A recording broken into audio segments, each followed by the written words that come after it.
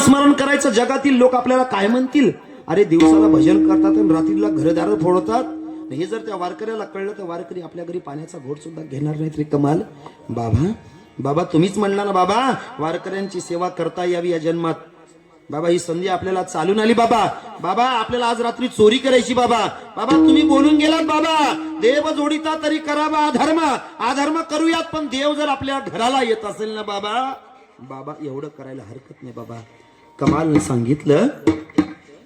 कबीरजी म्हणायला लागले जग काय बोलेल. अहो जगाचा नाही विचार करायचा. जर जगाचा मालक आपल्या घरी येत असेल मग त्या जगाचा कशाला विचार करायचा, त्या मालकाचा विचार करायचा. रात्र झाली. रात्रीला कमाल महाराज आणि कबीर महाराज एका दुकानात जाऊन चोरीसाठी जातात. कमाल महाराज दुकानात प्रवेश करतात. एका बारदाण्या पोत्यामध्ये लागणार धान्य सगळं जमा करतात आणि ते बारदाण्याचं पोतं दुकानाच्या बाहेर फेकतात. बाबा हे ज्या धान्याचं पोतं आहे, सगळे वारकरी पोटभर जेवतील एवढं धान्य या पोत्यात भरलेलं आहे. बाबा हे पोतं घेऊन जा घरी.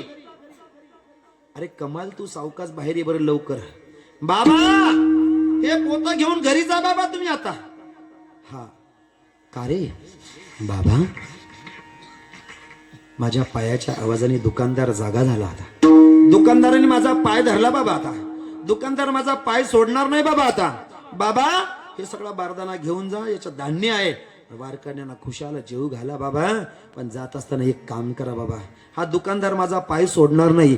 सकाळ होईल, सूर्य उगवेल आणि सूर्याचे पहिले किरण पडल्याच्या नंतर दुकानाच्या दिशेने गावातील सगळी लोक येतील आणि सगळ्या लोकांना मी दिसेल बाबा. लोक म्हणतील अरे हे तर कबीरचं पोरग आहे. कमाल आहे कमाल. हो रात्रीला चोऱ्या करतो, चोऱ्या करताना पकडल्या गेला हा. बाबा जगात नामुष्की होईल आपली. बाबा तुमच्यावर लोक थुकतील. बाबा तुम्ही म्हणत होतात पुत्र देई असा गुंडा ज्याचा त्रैलोकी झेंडा, आणि माझ्याकडनं हे केलेलं कर्म जर उघड झालं बाबा उद्या तुमच्यावर थोकतील. बाबा काही नका करू बाबा. हे धान्याचं पोतं घरी घेऊन जा बाबा. तुम्ही घरी घेऊन जा बाबा. आणि घरी एक तलवार ठेवलेली आहे बाबा. ते तलवार घेऊन या ठिकाणी या बाबा आणि माझं शिरकमल कलम करा बाबा. का रे. अरे माझा पोटचा गोळा आहे तुला. बाबा या धडातलं शिरकमल जर काढलं ना बाबा तर सकाळी मला ओळखणार नाही कोणीच. धडाला शिरकमल नसेल, मुंडकं नसेल, बगर मुंडक्याचं प्रेत कोण ओळखणार आहे बाबा. म्हणतील कोणीतरी असेल पण तुमचं नाव नाही खराब होणार बाबा. जा बाबा. बापाने म्हणावं जगाच्या मालकाची व्यवस्था करण्यासाठी पोटचा गोळा बळी देण्याची वेळ आली. हो बाबा जा बाबा तलवार घेऊन. तेव्हा कबीरजी म्हणाले नाही राजा तुला नाही सोडणार मी.